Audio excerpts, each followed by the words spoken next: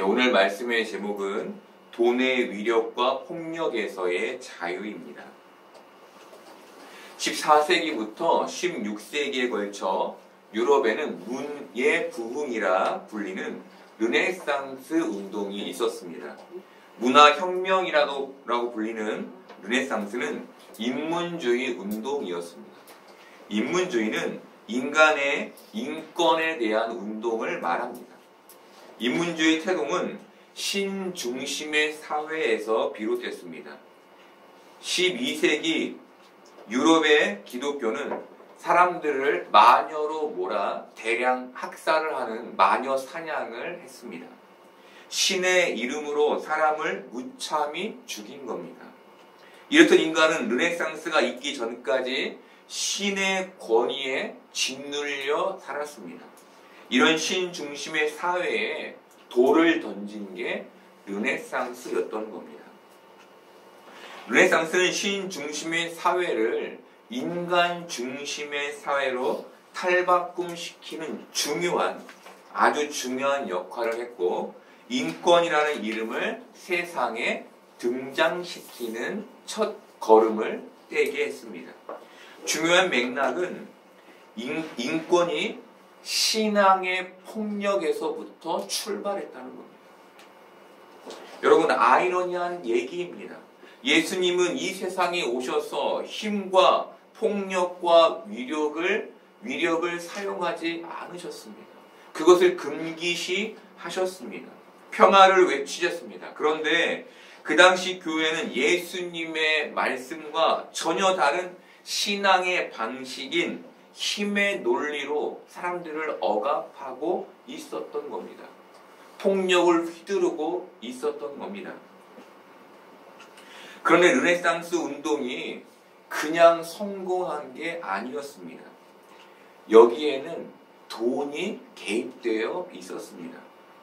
그 당시 유럽에는 산업화가 진행 중이었고, 산업화로 인해 돈이 모이게 되고, 돈이 모이자 사람이 모이게 됐고, 사람들이 모이자 신권에 대한 저항이 일어나게 된 겁니다.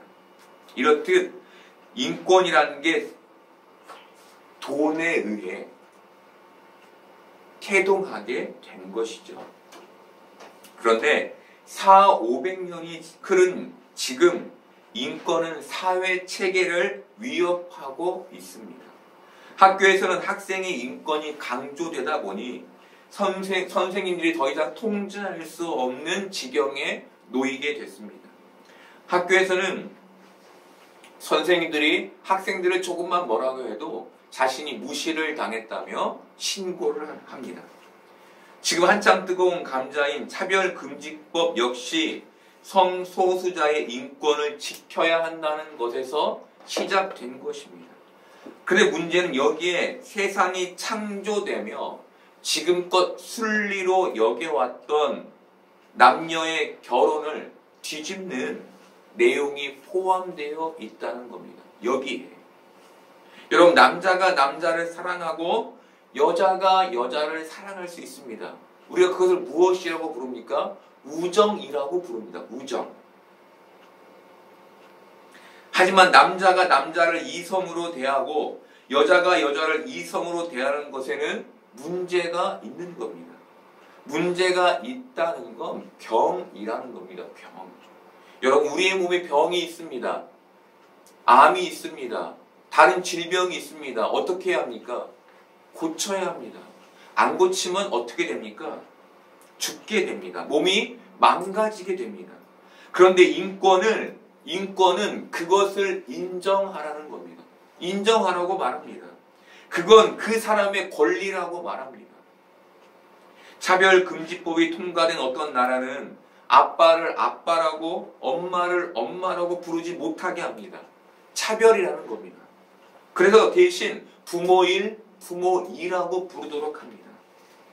미국의 감리교 목사는 동성애를 찬성하지 않는다는 이유로 설교 도중에 해고를 당했습니다.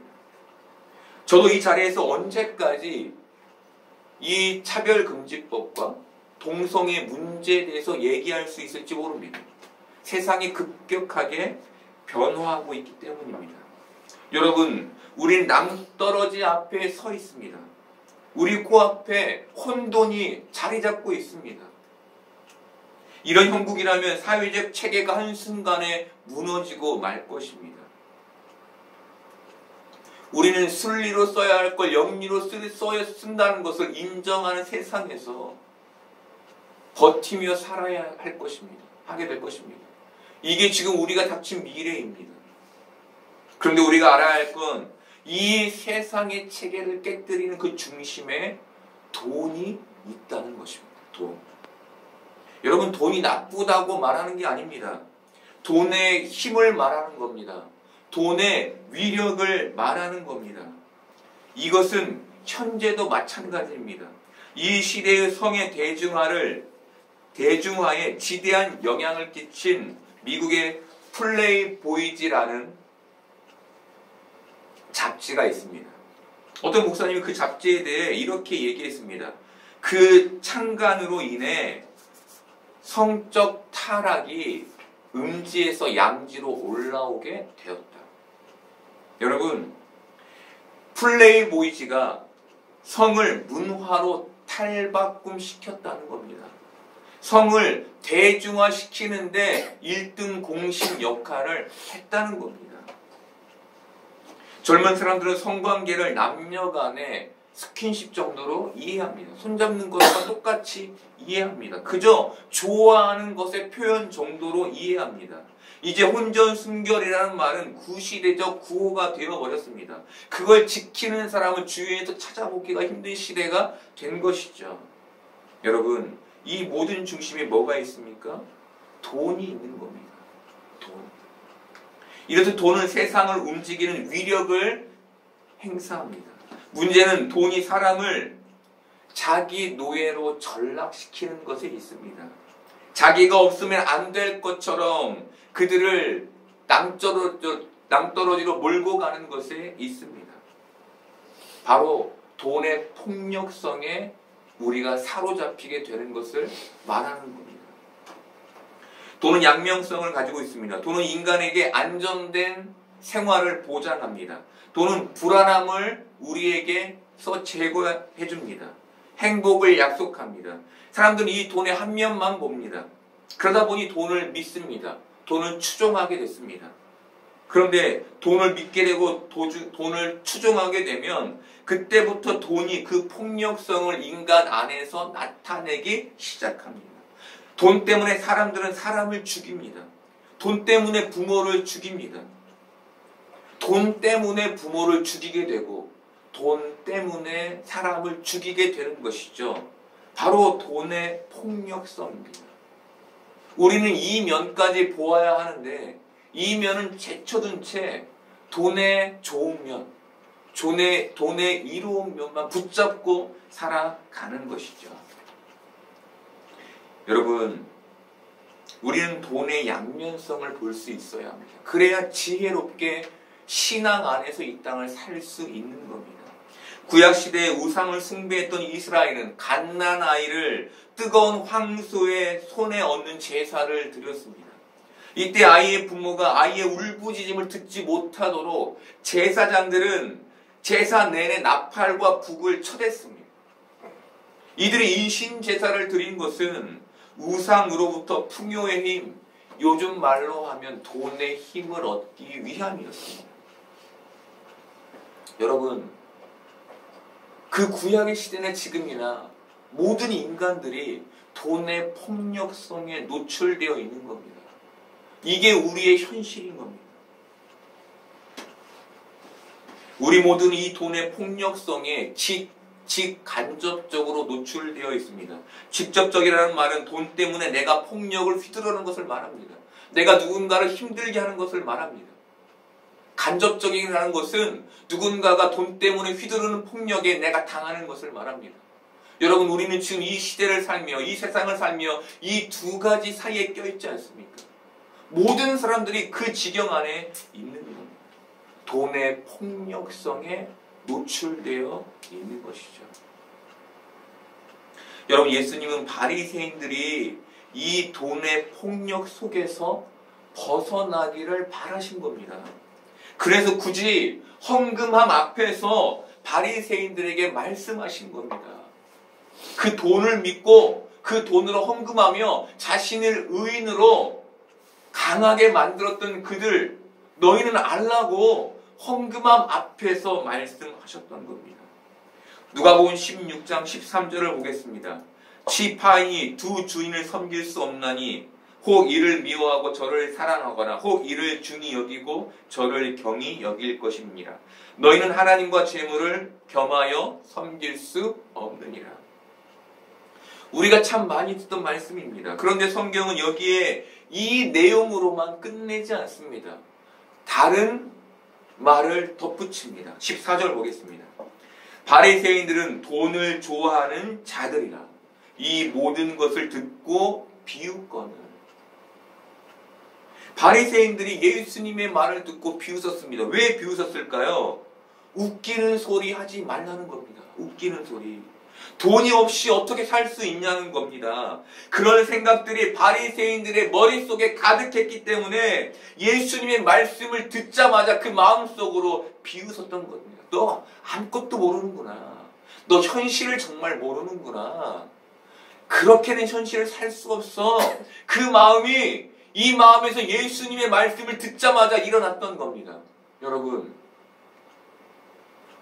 여러분에게 제가 전적으로 하나님만 믿어야 한다 라고 말한다면 여러분 마음은 어떻겠습니까? 아이고 저 목사 모르는 소리 하네. 이 사람아 하나님 가지고 안 돼. 돈이 있어야지. 여러분 그런 생각들이 여러분의 마음에 들지 않겠습니까? 여러분 비웃는다는 건 완전한 부정을 말하지 않습니다. 아, 저 말도 안 되는 소리야. 이걸 말하는 게 아닙니다. 비웃는다는 것은 의심 정도만 가져도 비웃는 겁니다. 하나님만 믿어야 합니다. 하나님만 의뢰해야 합니다. 하나님만 신뢰해야 합니다. 아이, 그렇게 안 사라지던데. 그것만 가지고 있어도 비웃는 겁니다. 여러분, 우리는 돈을 좋아하면 돈의 지배를 받게 된다는 사실을 늘 경계해야 합니다. 우리는 늘 그렇게 돈의 양면성 가운데 살고 있음을 늘 경계해야 합니다. 그 지배가 하나님을 전적으로 믿지 못하는 것에서 시작된다는 것을, 내 마음의 비웃음에서 시작된다는 것을 우리는 경계하며 기억해야 하는 겁니다. 그렇지 않으면 그 누구도 빠짐없이 돈의 유혹에 넘어가 결국 돈의 폭력에 갇히게 되고 마는 겁니다. 돈으로 행복했던 때가 있습니다. 돈을 가지면 행복하니까. 하지만 그 때가 지나면 불행한 시기를 경험하게 됩니다. 불안과 걱정과 낙담을 끌어안고 살게 되는 것이죠. 이건 역시 돈의 폭력성입니다. 예수님은 집에 둔 하인이 두 주인을 섬길 수 없다고 하셨습니다. 하나를 사랑하면 다른 하나는 미워하게 되고, 하나를 중요하게 여기면 다른 하나를 가볍게 여기게 된다는 겁니다. 그러면서 하나님과 재물을 겸하여 섬길 수 없다고 말씀하신 겁니다. 하나님을 사랑한다고 하면서 돈을 사랑할 수 없다는 것이죠. 돈을 사랑하는 사람이 하나님을 사랑할 수 없다는 겁니다. 돈을 중요하게 여기는데 하나님을 사랑할 수 없다는 겁니다. 여러분은 어떠십니까? 돈이 너무나 중요하다고 생각하면서 살고 있지 않습니까? 그럼 나는 하나님도 사랑해 라고 말하고 있지 않습니까? 여러분, 거짓말하는 거라는 겁니다. 그런 일은 없다는 겁니다. 돈이 중요하면, 돈을 사랑하면 하나님을 사랑하는 거 아니라는 겁니다. 사람들이 하나님께 기도하는 기도의 대부분을 차지하는 게 사업의 번창과 지위의 높아짐입니다. 하나님, 나 이번에 승진하게 해주세요. 하나님, 내 사업이 번창하게 해주세요. 다 돈에 관한 겁니다. 돈을 좀 많이 달라는 것이죠. 여러분, 그런데 이 기도는 굉장히 모순적인 기도입니다. 왜냐하면 하나님을 사랑하면 돈을 미워하거나 가볍게 여겨야 하는데, 돈을 사랑해서 무겁게 하는 기도이기 때문이죠. 이 기도가. 여러분, 예수님은 우리에게 하나님과 재물을 겸하여 섬길 수 없다고 말씀하셨습니다. 그렇다면 왜 우리에게 이 말씀을 하신 걸까요? 우리를 돈의 폭력에서 자유롭게 하시기 위함이었습니다. 내가 사랑하는 내 백성들, 이 세상이 휘두르는 돈의 폭력에서 자유하렴, 제발 좀 자유하길 바란다는 마음으로 말씀하신 것입니다. 여러분, 하나님 나라는 하나님이 가지신 힘의 지배를 받는 나라입니다.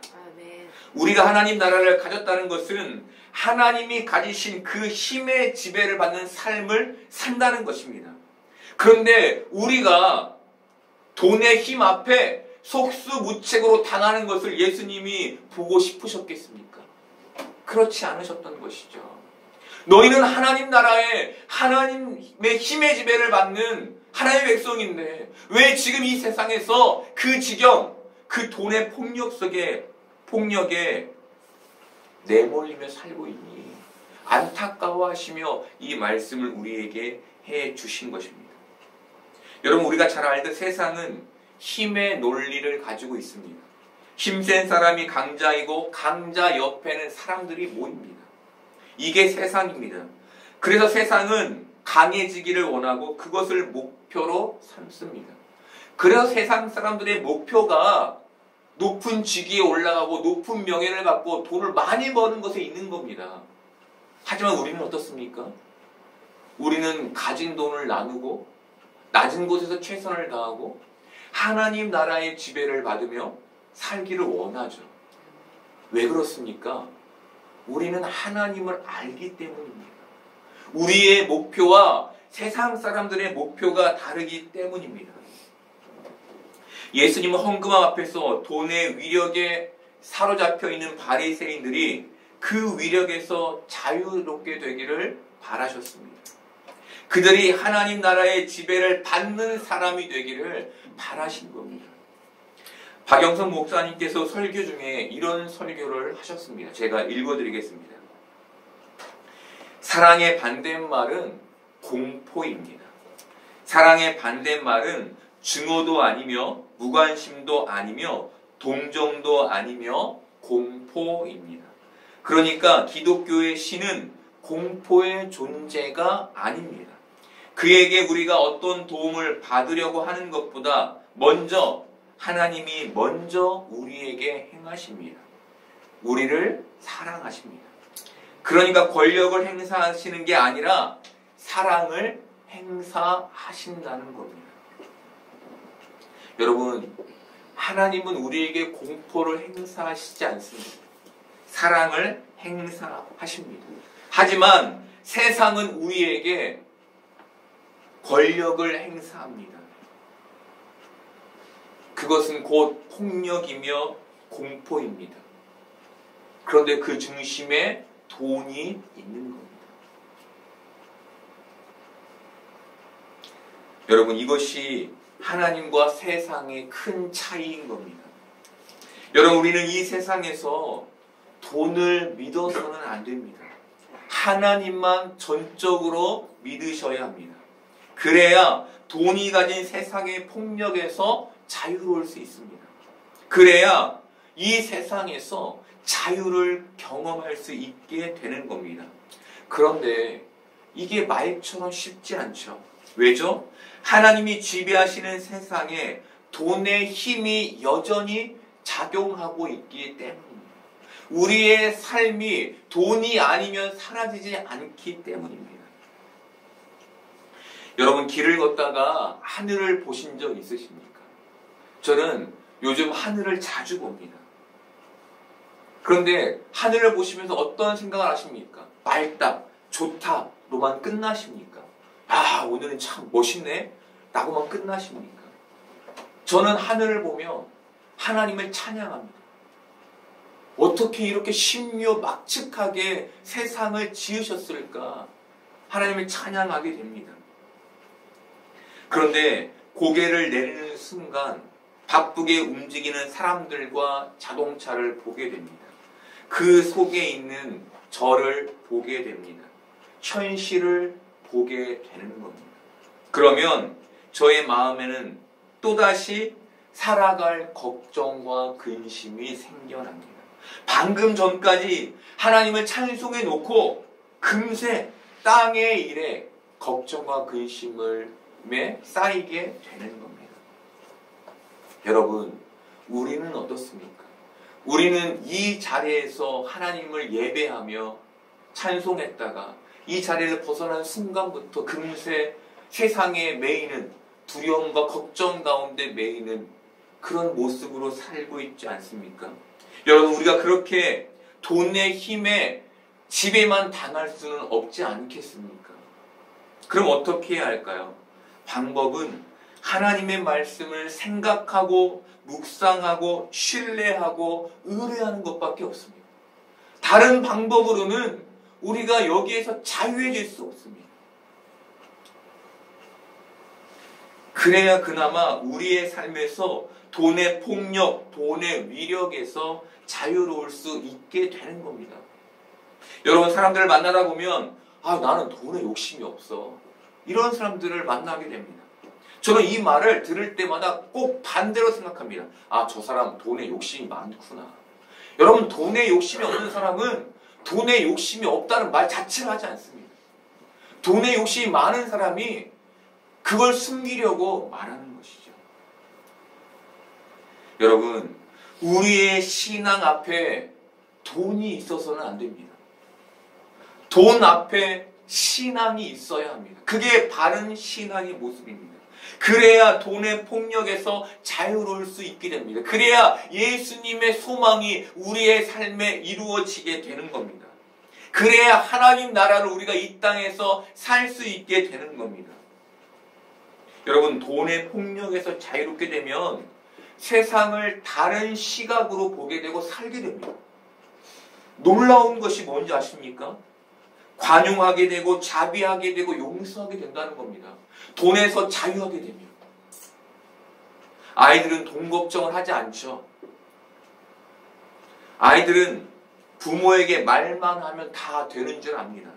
그래서 아이들에게 돈의 걱정이 없는 겁니다. 아이들이 그렇게 자유한 겁니다.